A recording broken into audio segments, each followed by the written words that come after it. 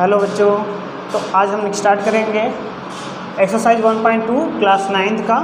Question number first में कह रहा है state given statements are true और फॉल्स। देखिए इसमें दिया हुआ है क्या कि every irrational number is a real number. ठीक है, तो सबसे पहले आपको ये पता होना चाहिए कि इरेशनल नंबर क्या होते हैं और रियल नंबर क्या होते हैं। तो रेशनल नंबर क्या होता है, मैंने रेशनल नंबर बताया था कि p/q के फॉर्म में हो और q 0 के बराबर ना हो, और ये p और q क्या है, इंटीजर्स हैं। क्या है, इंटीजर्स हैं। ठीक है, तो अब इरेशनल नंबर क्या होंगे, जितने भी रूट में वैल्यू होंगे। रूट में जैसे मैंने दे दिया 7, ठीक है, ऐसे वैल्यूज़ जिसका कोई स्क्वायर रूट ना हो पाए। ठीक है, 7 हो गया। ठीक है, ये इरेशनल है, ये क्या है, इरेशनल है। ठीक है, रूट 9 + 2 हो गया। ठीक है, कुछ भी आप कुछ भी लिखिए, रूट में वैल्यूज़ जो आएंगे, ऐसा नहीं कि रूट में 9 है तो सर ये इरेशनल होगा, नहीं, इसका तो स्क्वायर रूट 3 हो जाएगा तो ये रेशनल हो गया ना। ठीक है, तो रूट में वैल्यूज़ हो गए। ठीक है, ये सब क्या होंगे, आपके इरेशनल नंबर होंगे। रियल नंबर मैं बता दूं आपको, रियल नंबर वो सारे नंबर होते हैं, रियल नंबर वो सारे नंबर होते हैं जो हम लिख सकते हैं, जिसको हम क्या कर सकते हैं, राइट कर सकते हैं। जितने भी नंबर आप जानते हैं, चाहे कोई भी नंबर आप जानते होंगे, वो सब रियल नंबर है। ठीक है, तो irrational numbers is a real number. Yes, irrational number. अब हमने यहाँ पे रूट 7 ले लिया, तो मैंने इसको लिख तो दिया ना।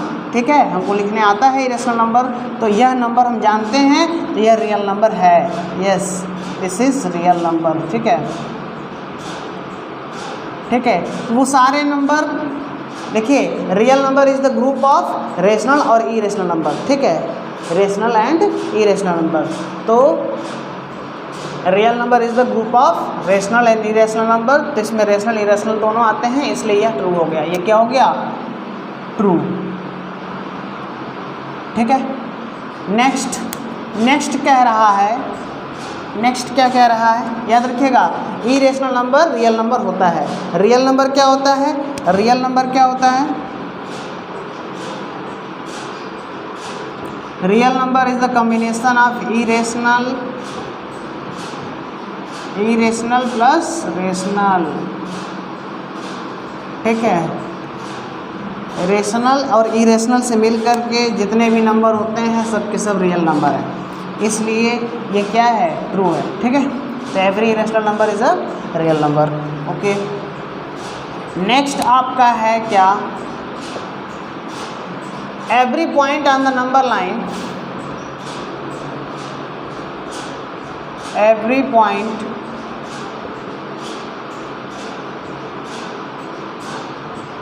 on the number line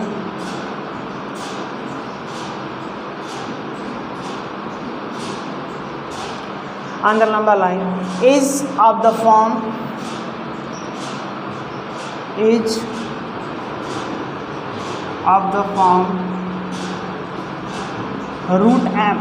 root m। ठीक है, where m is a natural number, where is the natural number।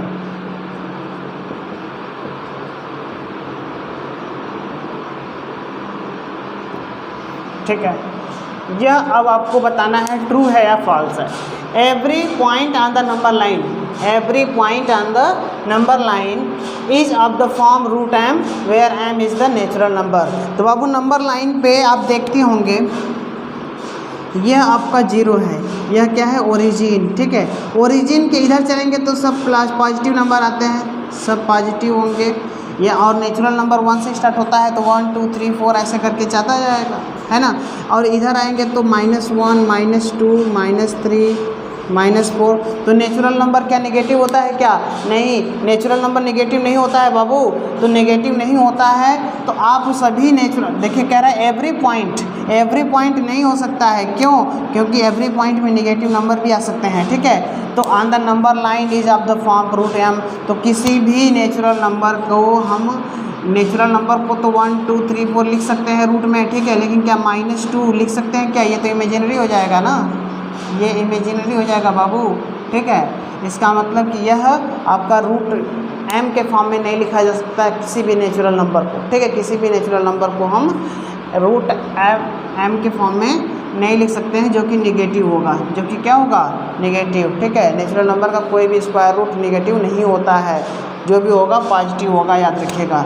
Root 7 की वैल्यू लेंगे तो भी वो आंसर जो भी आंसर आएगा आपका पॉजिटिव आएगा, ठीक है। रूट 4 लेंगे तो भी प्लस में आएगा, ठीक है। तो सब पॉजिटिव आएंगे, जब भी नेचुरल नंबर के स्क्वायर रूट होते हैं वो पॉजिटिव होते हैं, ना कि निगेटिव, ठीक है। तो यह आपका क्या हो जाएगा, फॉल्स। क्या हो जाएगा, फॉल्स, याद रखिएगा ये फॉल्स है, ठीक है। कोई प्रॉब्लम, बात समझ में आ गई कि आपके नंबर लाइन पर सब नेगेटिव नंबर भी होते हैं, पॉजिटिव नंबर भी होते हैं। तो पॉजिटिव जो भी नेचुरल नंबर होता है पॉजिटिव होता है और उसका स्क्वायर रूट भी पॉजिटिव ही होगा, ठीक है। लेकिन इसमें नेगेटिव भी आ जा रहा है तो यह पॉसिबल नहीं है, इसलिए ये फॉल्स है, ठीक है। थर्ड नंबर देखिए, थर्ड नंबर में क्या कह रहा है कि every real number is an irrational number. Every real number is an irrational number, ठीक है। इरेशनल नंबर, देखिए मैंने क्या बताया था, ध्यान से समझिए। मैंने क्या बताया था कि रियल नंबर जो है वो ग्रुप है इरेशनल और रेशनल दोनों का, ठीक है। ए बाबू, यह रियल नंबर जो है, रियल नंबर इरेशनल, ठीक है, इरेशनल प्लस रेशनल, याद रखिएगा। इरेशनल और रेशनल दोनों का कॉम्बिनेशन है कौन, रियल नंबर। तो हम एवरी रियल नंबर क्यों कह सकते हैं भैया, एवरी रियल नंबर में तो रेशनल भी आ जाएगा। क्या रेशनल को इरेशनल कह सकते हैं क्या, रेशनल को इरेशनल नहीं कह सकते हैं, ठीक है। तो every real number is an irrational number, तो सभी रियल नंबर इरेशनल नहीं हो सकते हैं। Irrational is the part of real number, irrational is the part of real number, not a real number is the part of irrational number, ठीक है। तो real number आपका पार्ट नहीं है इरेशनल का, इरेशनल है रियल नंबर का part, ठीक है। इसलिए हम रेशनल और इरेशनल के कॉम्बिनेशन को रियल नंबर कहते हैं, तब क्या कहेंगे, रेशनल इज नॉट इरेशनल, ठीक है। रेशनल नंबर को हम इरेशनल नहीं कह सकते हैं। इसमें आपका क्या हो गया, मैंने उस दिन एग्जाम्पल लेकर के आपको एग्जाम्पल बताया था होल नंबर को, जिसमें आपके नेचुरल और जीरो दोनों नंबर आते हैं, नेचुरल और जीरो दोनों नंबर आते हैं, तब आपका क्या होता है, होल नंबर बनता है। तो अब इसमें इरेशनल भी आ रहा है बाबू, ठीक है, और रेशनल भी आ रहा है, ठीक है।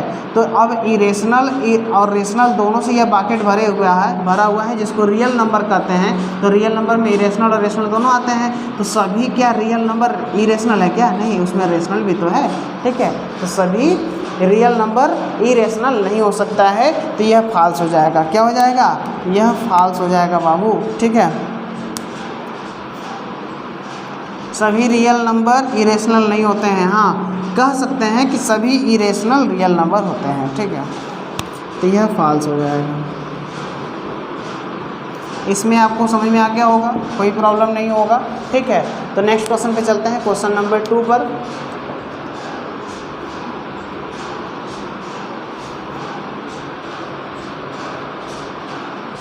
जिंदगी बहुत ही छोटी भी है और बहुत बड़ी भी है, सिर्फ आपको ये सोचना है कि इस ज़िंदगी का मेन लक्ष्य क्या है, आपका उद्देश्य क्या है। अच्छा आप बताइए, आपकी ज़िंदगी का आखिरी लक्ष्य क्या है, आखिरी इच्छा क्या है। किसी का कोई भी अगर आखिरी इच्छा जो भी होगी आपकी, आप बताइएगा कि मेरी आखिरी इच्छा क्या है, ठीक है, कमेंट करके,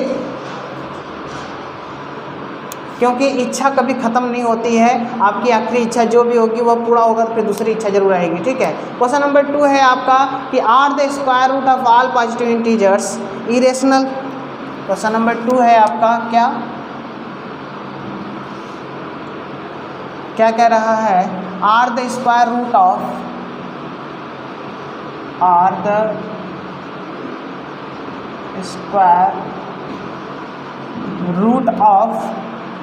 all positive integers, all positive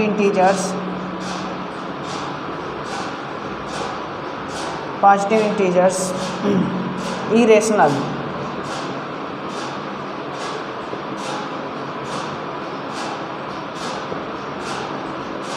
यह क्वेश्चन पूछ दिया भैया कि are the square root of all positive integers irrational, ठीक है।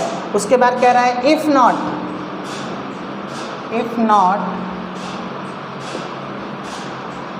Give an example of the square root,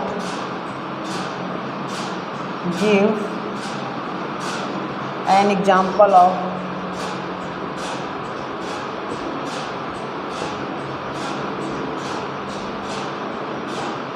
square root of a number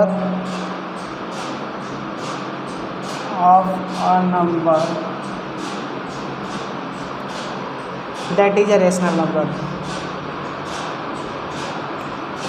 that is a rational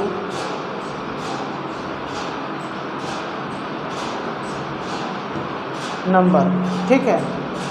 देखिए क्वेश्चन को पहले समझ लिया जाए, क्वेश्चन समझ लेंगे तो आप बड़े आराम से इसको कर सकते हैं। क्या कह रहा है कि are the square root of all positive integers, ठीक है। जो भी पॉजिटिव इंटीजर्स हैं, पॉजिटिव इंटीजर्स कौन कौन हो सकते हैं? होल नंबर 0 1 2 3 4 5 6 7 8, ये सब क्या है? पॉजिटिव इंटीजर्स हैं। क्या इरेशनल है? तो बोलेंगे नो। क्या बोलेंगे? नो। तो सलूशन क्या होगा बाबू? इसका सलूशन क्या होगा? नो। क्या होगा? नो। क्यों? क्योंकि 0 1 2 3 4 all positive integers are the rational number, not irrational, ठीक है। क्यों? देखिए आप ध्यान से देखिए, पॉजिटिव इंटीजर किसे कहेंगे? 0 1 2 3 डॉट डॉट डॉट इन्फिनाइट तक नंबर जाएंगे, ठीक है। ये नंबर इन्फिनाइट तक जाएंगे जिसके वेक्टर 1 1 1, सबके डिनोमिनेटर में 1 1 है, और ये सब क्या है? रेशनल नंबर है, ठीक है। तो ये सब रेशनल नंबर है, इसलिए हम कहेंगे इरेशनल नहीं है, ठीक है। तो बोलेंगे नो। क्या बोलेंगे? नो, ठीक है। Because all positive integers like 0 1 2 3 4 are the rational number, so it is not integer irrational। तो इफ़ नॉट कह रहा है कि give an example of square root of a natural number and a number that is a rational number. तो एक example लेकर दिखाते हैं। एग्जाम्पल ले लेंगे क्या? √9। क्या ले लेंगे? √9, ठीक है। Give an example of square root of a number that is a rational number. तो कोई आप ले लीजिए, कोई भी एग्जाम्पल ले लीजिए। आप यहाँ पे कुछ भी ले सकते हैं, आप यहाँ पे 25 भी ले सकते हैं, कुछ भी ले सकते हैं, जिसका क्या होगा? एक स्क्वायर रूट आएगा और यह क्या होगा? एक रेशनल नंबर होगा। तो स्क्वायर रूट आया 5 क्या है? एक रेशनल नंबर है, ठीक है। बात समझ में आया कि नहीं आया? इसका Q जो है 0 नहीं होना चाहिए, यह कंडीशन है, बाकी रेशनल नंबर होगा, ठीक है। तो यह क्वेश्चन समझ में आ गया होगा आपको। नेक्स्ट क्वेश्चन पे चलते हैं, क्वेश्चन नंबर 3। बहुत ही इंटरेस्टिंग क्वेश्चन है, जो बच्चे कभी कभी कंफ्यूज हो जाते हैं कि सर जी ये कैसे होगा। तो इसको बहुत ध्यान से समझिएगा, बहुत अच्छा क्वेश्चन है, आप उसको देखिए कैसे किया जाए।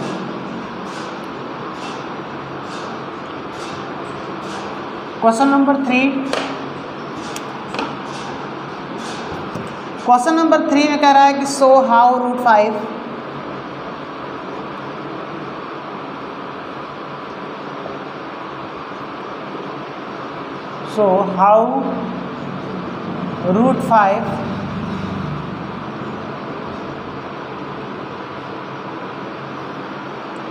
√5 can be represented on the number line।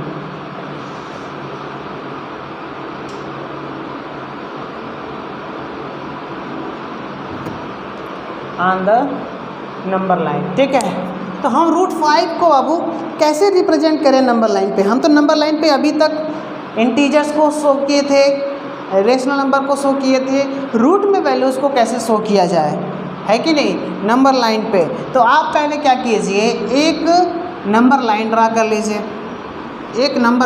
लीजिए, इसका ओरिजिन O ले लीजिए, ठीक है। क्या ले लीजिए? O। अब O से एक यूनिट लेंथ लीजिए A तक। कहाँ तक? A तक। इसकी यूनिट 1 यूनिट मान लीजिए, इसकी क्या है? लेंथ है OA, ठीक है। आपने OA 1 यूनिट ले लिया, बात समझ में आ गया। ठीक है। अब आप क्या करेंगे, इसी ए से बी तक